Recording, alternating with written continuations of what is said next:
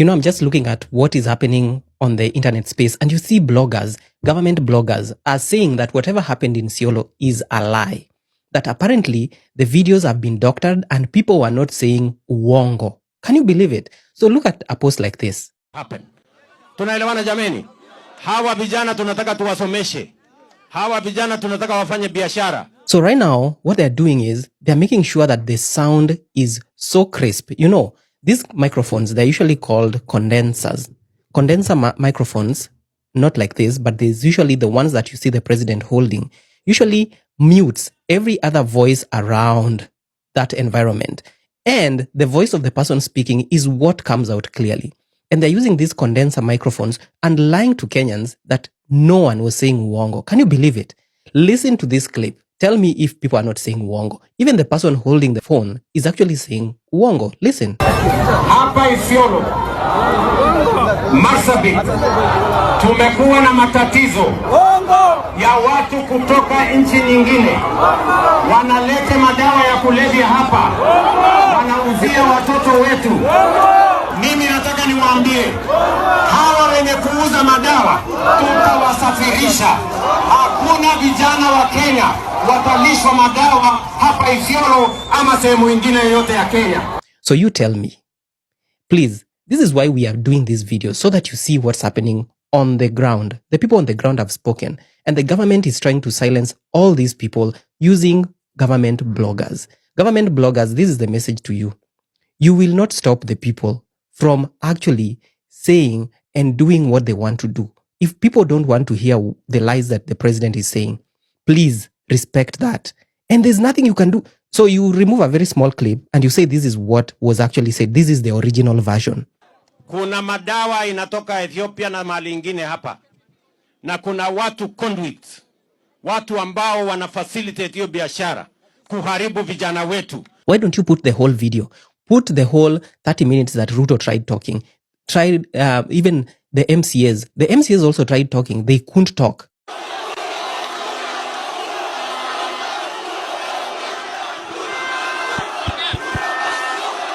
Salam alaikum.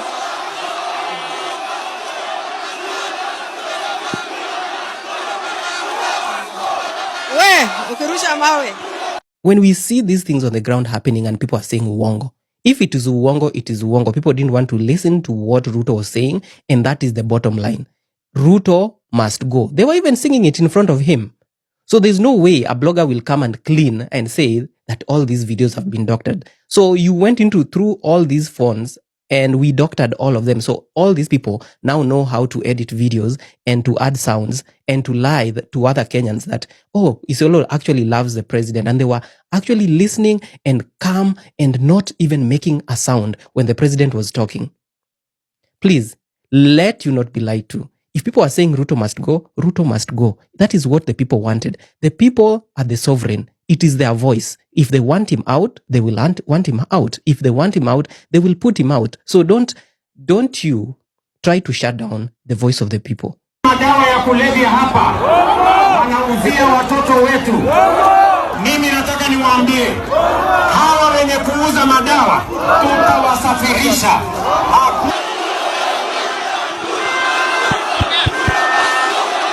Salam alaikum.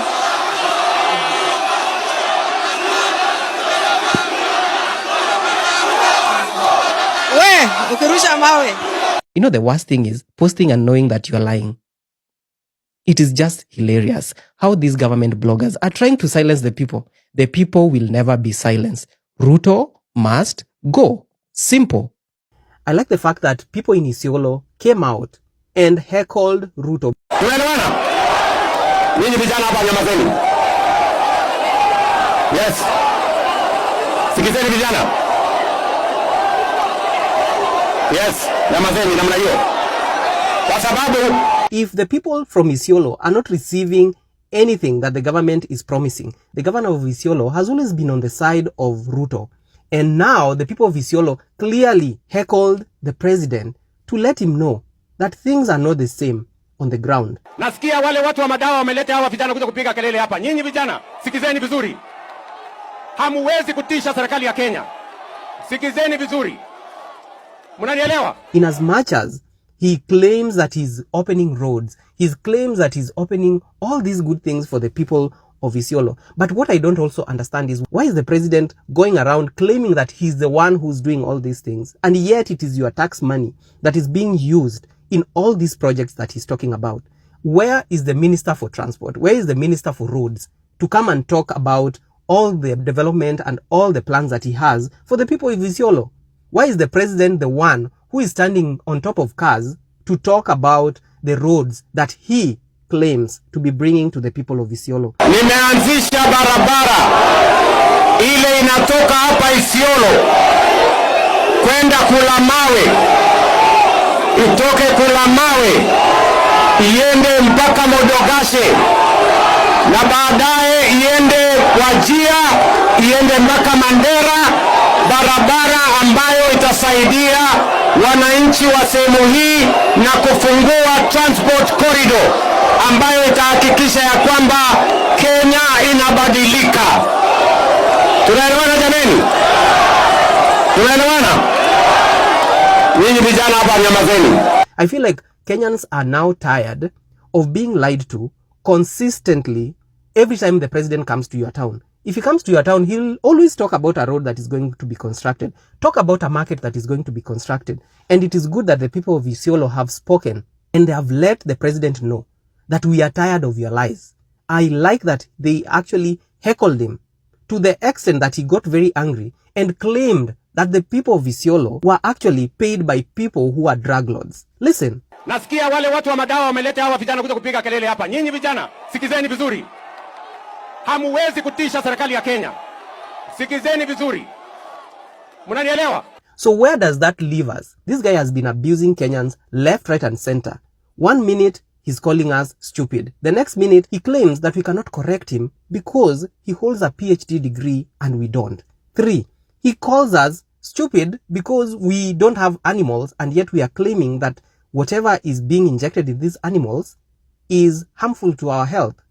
So I'm just wondering, what else does the president see Kenyans as? Because if he continues abusing us, if he continues calling us stupid, if he continues saying we don't have degrees, hence we can't talk, if he claims that the people who are heckling him are people who have been paid by drug lords and drug peddlers, and that's why they're making all this noise, and he's saying that he's going to stop the drug peddling so that people stop heckling him.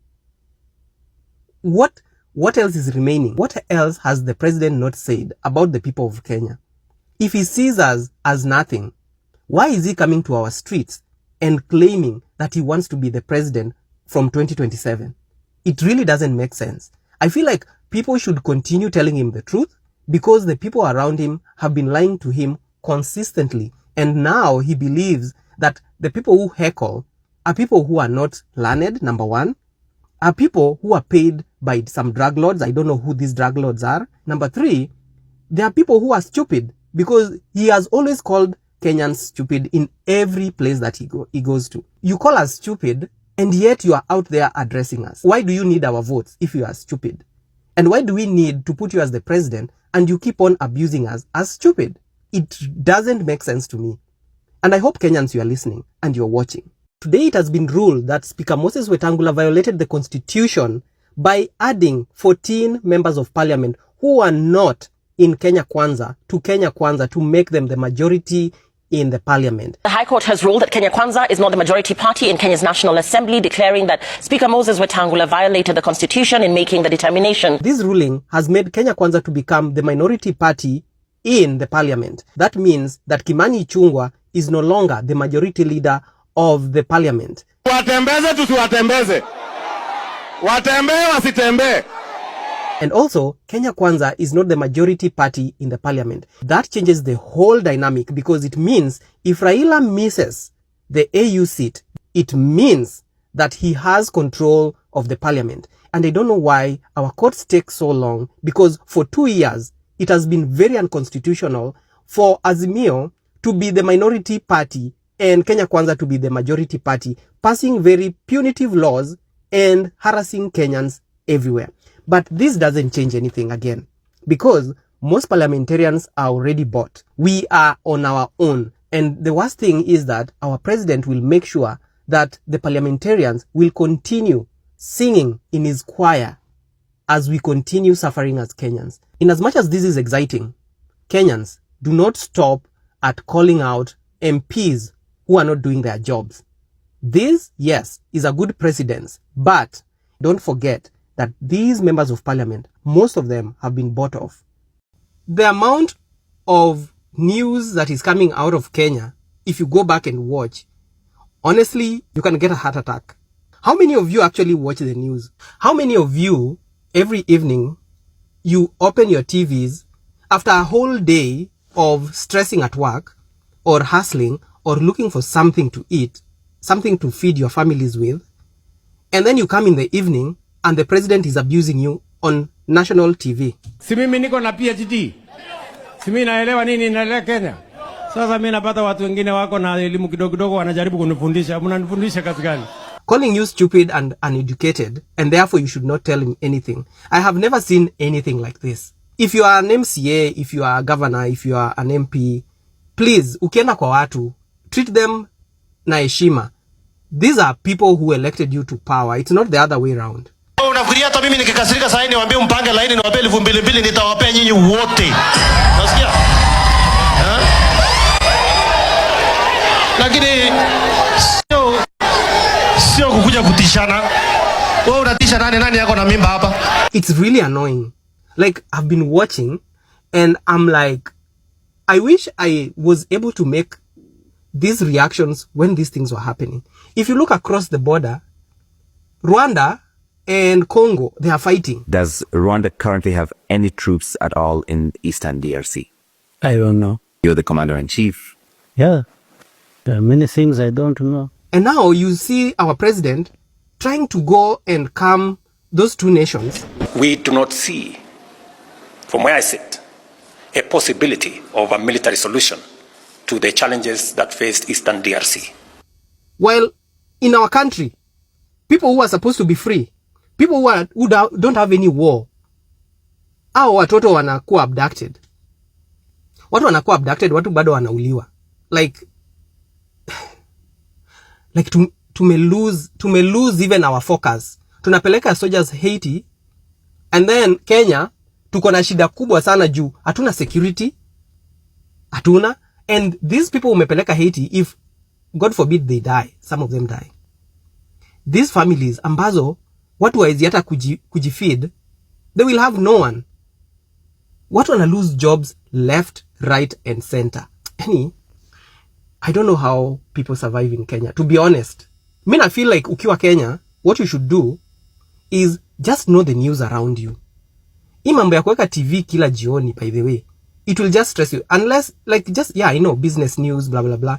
But how do you sit every day, ukiakisha TV at 7, unatukanwa? Kwani wewe ni mjinga kiasi gani? Tuone kama itakalika hapa. Ukiakisha sijui saa ngapi, mara sijui mtu anadungwa, anauliwa ndani ya Kenyatta National Hospital. Detectives from the homicide investigations team are investigating the murder of a patient inside a ward at the Kenyatta National Hospital. Like, mali tumefika, by the way, ni tu disorderliness. Hakuna law in Kenya.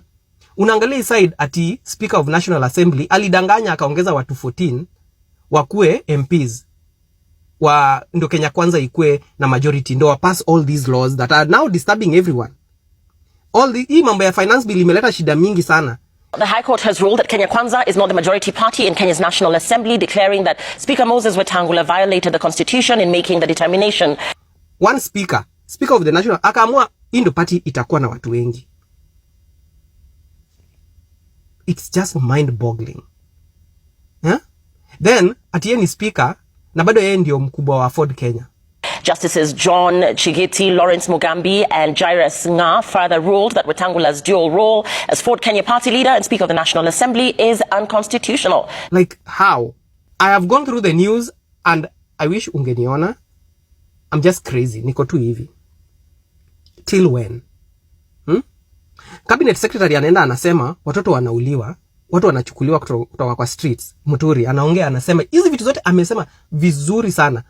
Mr. President, I'm calling upon you now to order an end to these abductions which you promised, killings, extrajudicial killings, and an open inquiry to examine, inquire into how these things have been happening. We cannot make it normal. Then mtu ambaye ni cabinet secretary kama yeye na ni Mkenya anamwambia kama kazi imekushinda wewe jiuzulu. I want each one of us to go and internalize that oath.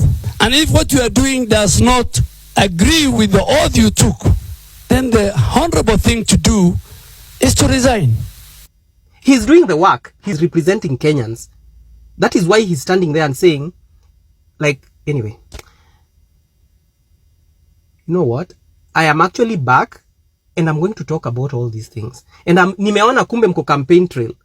Mimi nafikiria 2025 vile tumefika na sasa watu walisema ati 2025 ndio siku ya kuweka all the projects on the ground na kufanya kazi. Walisema hivyo 2024.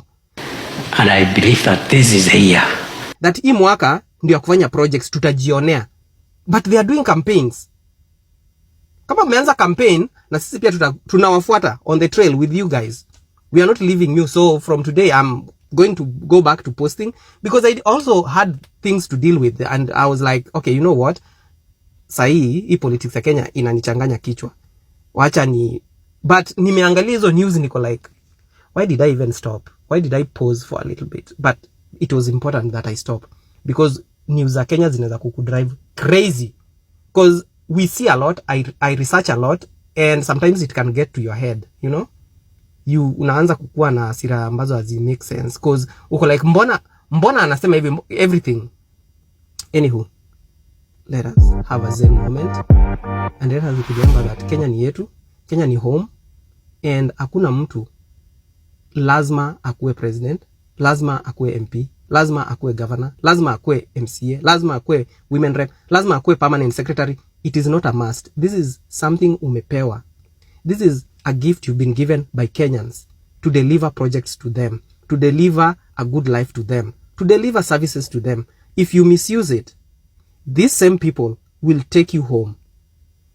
And I'm speaking to you, yes. If you are elected, if you are holding a public office, even if you are a civil servant, wewe ni mtumishi wa wananchi, please do your work. Acha kutukana watu. Acha kubeba watu ufala.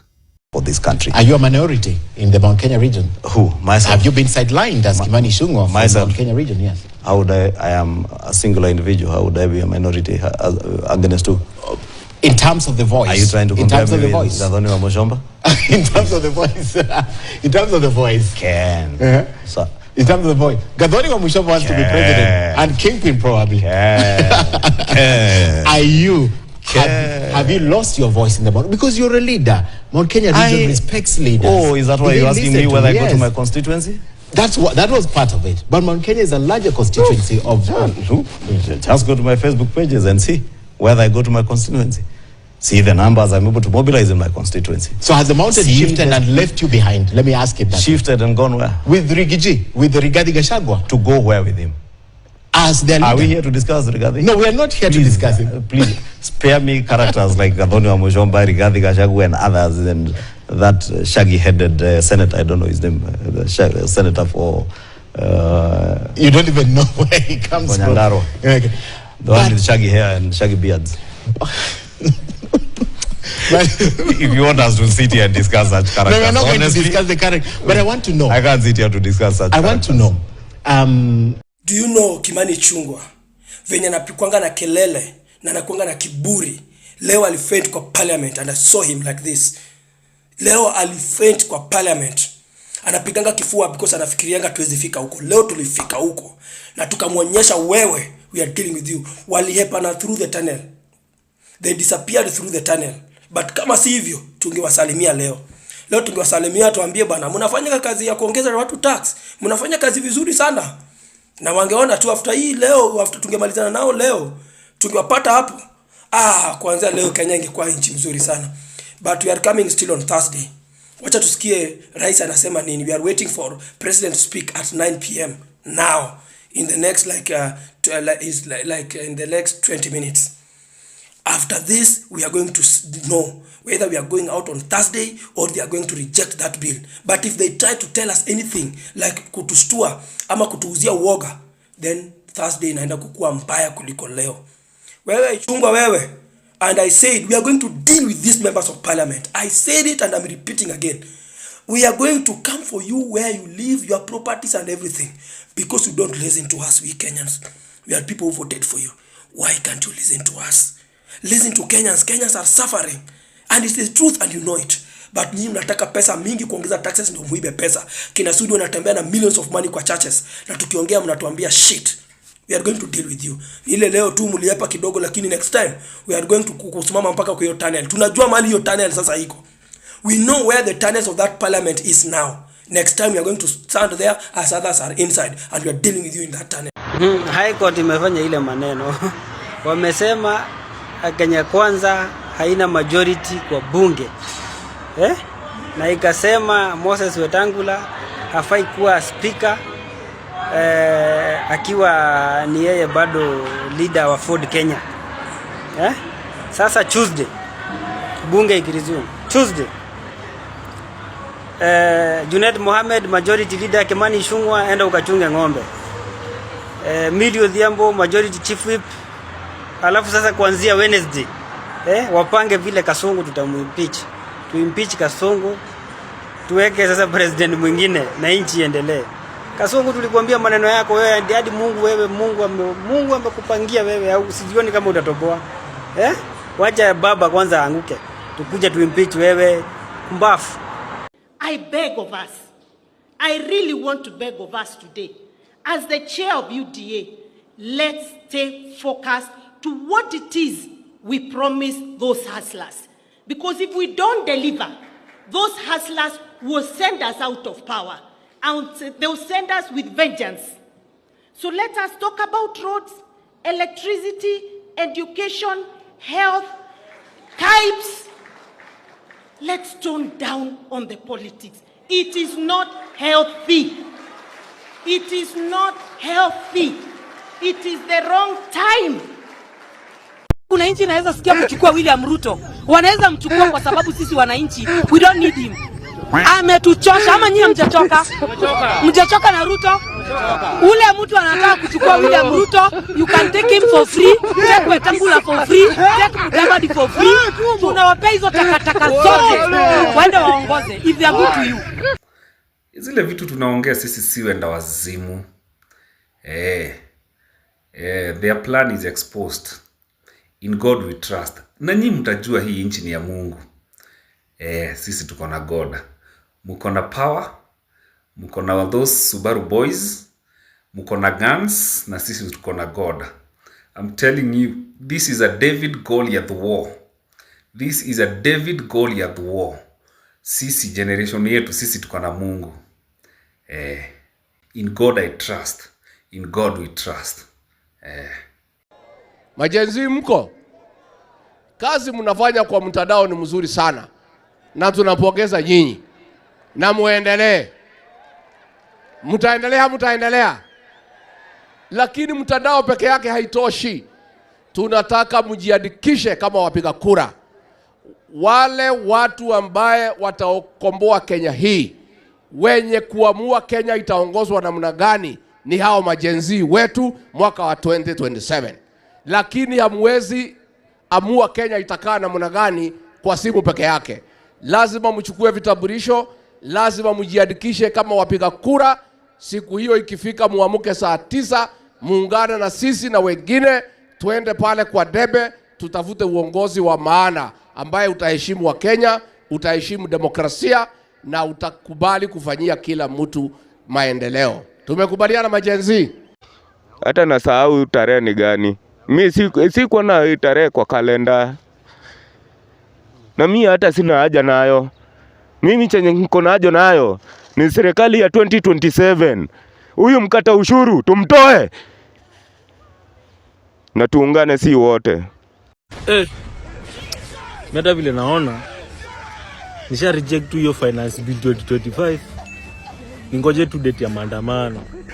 Juu mambo yendi bana. Mimi hata wafanye nini? Mimi nisha reject. Mfanye nini? Nisha reject. Mfanye nisha reject. Nime reject. Mtoe date ya maandamano sasa. And we are not alone. There's a new force of nature at hand. stirring all over the world. They are the young people whom, frankly, we have failed, who are angry, who are organized, who are capable of making a difference. They are a moral army. And the most important thing that we can do for them is to get the hell out of their way. Kwanza mimi ikifika 2027 naiba mpaka kura ya madhangu na budangu. Sitaki warudi tu huko tena. Si youth church anuka. Madha zetu bado Ruto unaenda home na 13 parliament tunaivunja. Wende home wote tuanze fresh. Mr. Speaker, sir, I'm here to address you. You must go. Ruto must go. Kwapa na hatuendi. Kwapa tunalala huku na hatuendi. We don't fear you guys. You hypocrites. We don't fear you. Mr. Speaker, we don't fear you. Tuko ndani. We stomped inside. Sisi ni nani? I'm inside. Niko ndani. Na tunamalizana na nyinyi. Tunamalizana na nyinyi. Mmetutesa sana. Today is today. You must hear our cry. Sisi ni sisi. Utatusikiza. Hii ni bunge yetu. Sisi tumewafanya mko hapa. This is our parliament. You must hear us. Kama hamna masikio, tutawafanya msikie. Poa manze. Sasa nini? President, tunataka kuambia uko na miaka 2 katika ofisi. Na wananchi hawa they will punish you na hata ukiwa na pesa watakutoa nje. Wacheni tu mimi niseme na mapema. Ndio kama kuna list na andiko mniweke kwa list. I can't wait to reject Finance Bill 2025. I can't wait because I know it will be something absurd. It will be something mental. I can't wait. Mniweke kwa list jameni. List reject. Idiots who don't want to participate in the affairs of their nation, they think things will just work in and of themselves. Then they are tribalists. And these tribalists, they think that they are only safe with people who are from their tribe. And tribe can mean people from the same culture, same language, or same culture. Then they are citizens. These are individuals who are responsible and know that when you want to be served, you must give those who have the desire and the intellectual capacity to serve you. In many societies, it is only a small percentage of people that can be called citizens, not more than 5%. And if a society wants to grow in the right direction, civic education is what will help the idiot and the tribalist to become a citizen. No one is going to tell me what to do at one time. I'm in charge. So please put that proposal on the table and then let's discuss it. And if they need a right, you can't say because there is a rule here. We work according to the rule.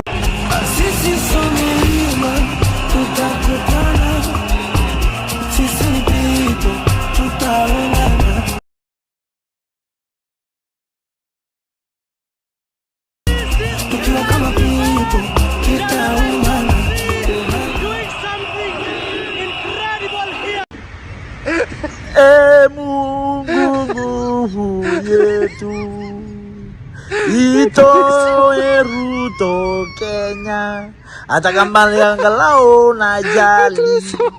Sisi Kenya tumechoka na Ruto, maisha imetuharibikia, analipisha mpaka sodo ya wamama.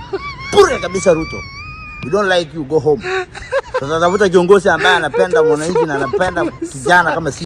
They want to be described as honorable even when they are horrible. They acquire things which they have not worked for. They promise us things that they know they will never deliver. And there is no shortage of such men and women in the African continent. Now, why do you want Ruto gone? We want Ruto gone because he is killing innocent people. He's wanting to pass the Finance Bill 2024. He's putting tax on sanitary products that girls can't even buy. He can't go to school. He's corrupt. He's taking the money. He needs to go. Yes. Get out. If you're going to raise anything, start with your hairline. Nice. Control, Alt, Delete, Ruto. The drunk did better than you. Drunk did better than you.